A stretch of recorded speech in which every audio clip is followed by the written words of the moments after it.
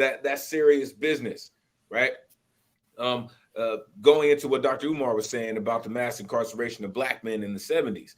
I mean, listen, there has been a dedicated attack on black families since the plantation, right? We haven't had the luxury of being separate from our families, right? Because we were brought here together and we've always worked as a unit, right? It wasn't until those things like the sister was saying, like black exploitation, that said, oh no, you're supposed to exploit each other the way we do so we can break you down at the molecular level. Exactly. Right? That's what I was trying to get across. We came here with. These were whitewashings that we've been inundated with from years and years and years of miseducated schools teaching us that this is the way that we're supposed to act as a community. All of that. All of that. The whole 9 yard is what brought us to this point right now. Here's what I want to interject. To a degree, I believe the majority of us know that. But we know that and we're refusing to do anything about it. 2 nights ago, I was on a phone conversation with a lady. Oh, I think she's cute. Pretty lady, pretty black lady. She's 40. She's one child. She's, and we're having a conversation. And I said to her, I was telling her how I'm watching my uncle handle the end of life stuff with his wife. And I said to her, watching him do this, and I watched my grandfather do this with my grandmother. And I said, watching him do this is what we're supposed to be doing. The overwhelming majority of Generation X and Gen Y, whatever you want to call it, in the millennial group, the overwhelming majority, those of us between 30 and 50 right now, the overwhelming majority of us will not have, our women will not have a man like my uncle sitting there, nervous, scared, not knowing what to do, can barely stay in the intensive care unit, watching his wife die, but he's there through all that fear, but he's there. He can only stay in the room 10 minutes at a time, but he's there. She knows he's there. We're not going to be able to experience that because we're sitting around here refusing to make a deal because of our pride. I was telling the lady, I said to her, because I included myself, we need to make a deal. This is no longer for Gen X, Gen Y. This is no longer about love. This is about practicality. We lost love. We could fuck love when we had a chance to do love, and that was between the ages of 19 and 30. Now when we're on the other side, this is about a practical solution with somebody that you can tolerate to be around, that you can trust, that will be there for you to help you make decisions and get to the other side. I mentioned in my last stream about our women taking on the responsibility, because I talked about Queen Mother, and Queen Mother being the head of the home, the responsible person for the home, the chief decision maker, the chief authority. And I asked the question to our women, why do you want that responsibility? You are responsible for every life in the house. Why do you want that responsibility? Make a damn deal. You know what I mean? There's black men, of any other man, black women fail to understand this. Your black men will come. Unfortunately, we will come in and do the job that Dr. Umar is asking to do, because there are too many black men without women. And a man wants a woman. He doesn't want a woman with a bad, that's going to offer a bad deal and give him a headache till the day he dies. But make a deal with them. When we are on both ends, man. We are in our 40s now. Fuck a love. It's practical. I like them. Good conversation. I can fuck them in the dark. Well, then you're not really living. That applies to you, but that don't, because that applies to you. That don't mean it applies to everybody else. What is the alternative? Depending on who you is, and depending on what you're doing in Rosie Palm and her 5 stepsisters. That's the alternative. You got women who want to have kids and don't want to deal with the baby daddy. You got women who want to have kids and have the family, depending on who you are as an individual and that's what a small you want population, out of life. Flo. Some people choose to live a certain life. You can't. That's a small portion of us, Flo. That's not the majority of us. And I don't care about the small. Tell me this. I want to know one thing. Because when you talk about percentage, right? Yes, okay, ma'am. So you said a certain 75% of women have kids, and this amount of men don't have kids because this amount of women is having kids by the same men. Now tell me this. Is a child connected to a man? Don't you know how many men can walk away from a child and not be responsible for them? But don't you know a woman can't because it comes with the territory? So of course the percentage is higher on women because a lot of these men is not being calculated in the equation. They walk away. They don't have to be responsible. Just because you walk away, that doesn't mean that you don't have a child. You still have a child. But still, it's not recorded. So the percentage. Look at N. Allen. What's up, N. Allen?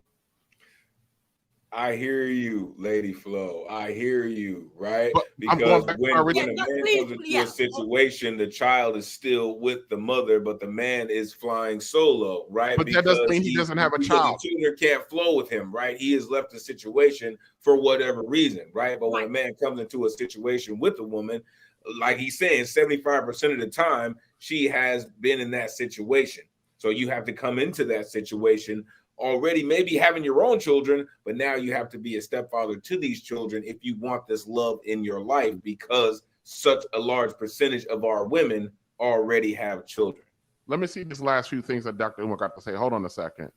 Let me make sure I'm done. We created that, and then we want to act like we didn't play a role in America.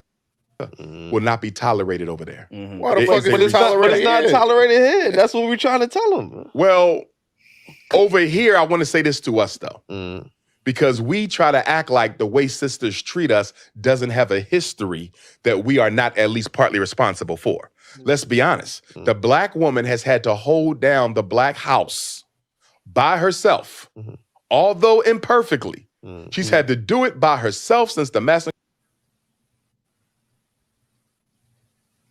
I'll tell y'all right now, he's full of shit. Black women did not have to. I'm tired of us sitting there talking like our women were just, all of our women were innocent victims. They were not.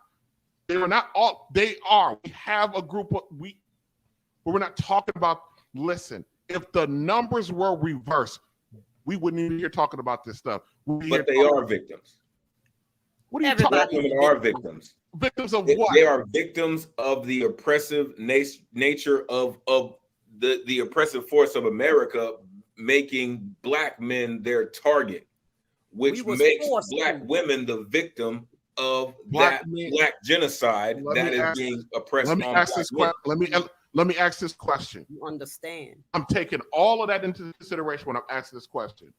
Then why didn't we have this problem coming out of Reconstruction? Why didn't we have this problem during the Jim Crow situation? Why because didn't it was just being implemented? Right now, we've had 6, 7, 8, 9 presidents to set precedents, right, for these things in America. Of course, along with Supreme Court, presidents and all these things. At that time, it wasn't a prominent figure in American legislation to push this forward. Now, it is coming back in the worst of ways that we can actually see it, because more and more presidents have made it a precedence to put this on the books. Let me ask you guys a question. You said the last 5, 6 presidents. Do you think which group of black Americans had it worse? Those coming out of chattel slavery through Reconstruction, or the last 50 years of blacks? Who had it worse? Depends on how you look at it.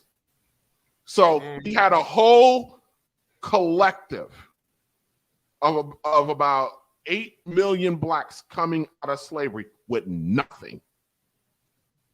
And we're comparing to a group who have at least some kind of access to the machine to have something. Those times and these times, they different time zones. Oh, we're talking about who had it worse. Probably them. Probably the Reconstruction time, because they still had to deal with the fugitive slave act.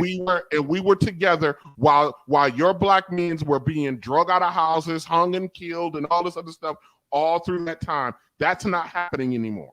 Because now it's different time. Technology have took over. You don't even have to leave your house. The boardroom. It's different. It's different time zone in many ways. You see, this will never get. I don't know how we gonna get, because it seems like the issue that lies that make this situation is not to be. It's like they bypass that main issue, and the issue is we ain't trying to be without a husband. We ain't trying to be without no baby daddy. You can't tell me there's a woman don't want her family. You can't tell me that. As a woman, and if I could feel every woman, there you go, right there. I would love for my baby daddy. Flo, there you go. I'm sorry. No. I'm going to tell you something. You are absolutely correct. And let me hear you. Hold on. Let me tell you why you're correct. Our women want the men they had their children with. Most likely. Despite the fact that a lot of these guys were bums. Hold on a second, Flo. Wait, hold on. I'm gonna let you Flo. I'm gonna let you. Not bums. I'm gonna let you rock. Hold on a second. You are right. They want a family with those guys, but the problem is too many of those guys were unfit to be family men with. So you can want them all you want. The moment you chose to create a life with them, it puts you in an unfair burden, no matter how you felt about them. And just because you liked the motherfucker doesn't mean he was qualified to be the family that you wanted or needed. I'm not talking about Flo specifically. I'm talking about our women in general. I believe you when I tell you. I believe you when I hear you say women wanted families with these men. I believe that. I feel that. You can't convince me that these women don't want that. The problem is the quality of the man. But that's TJ, you don't realize that all men don't come forefront with these type of actions you're talking about. And I'm telling you, look, man, you're not a woman unless men approach you in a way you don't know. I'm a woman. I know how men approach you. A man can approach you with the most suavest kindness. And sometimes in a relationship, who do you have around to vet that man? Sometimes in a relationship, things just turn. Feelings die. Whatever the case may be, you can start out one way. That doesn't mean it's gonna end the way it starts. Right there, Flo. Let me take it from there. Check it out. Go ahead. I'm gonna give you the last word on this. Then I'm gonna go ahead and I'm gonna wrap it up. Go ahead. A lot of us, myself included, have children at very young ages before the evolution process truly kicks in, right? So we have these children sometimes by these people who we have all of the potential. We see all of it. We want all of it to evolve, right? But we're still pre-evolution. So these things will evolve when we may evolve into horrible people, but initially we thought they were good people, right? But the system turns us into horrible things, which makes our stats ugly the way they turn us now. Against each other. So now we start looking. Hold on, Flo. Hold on a second. Guys, I didn't forget because we got rocking, but I do need to someone sent the super chat.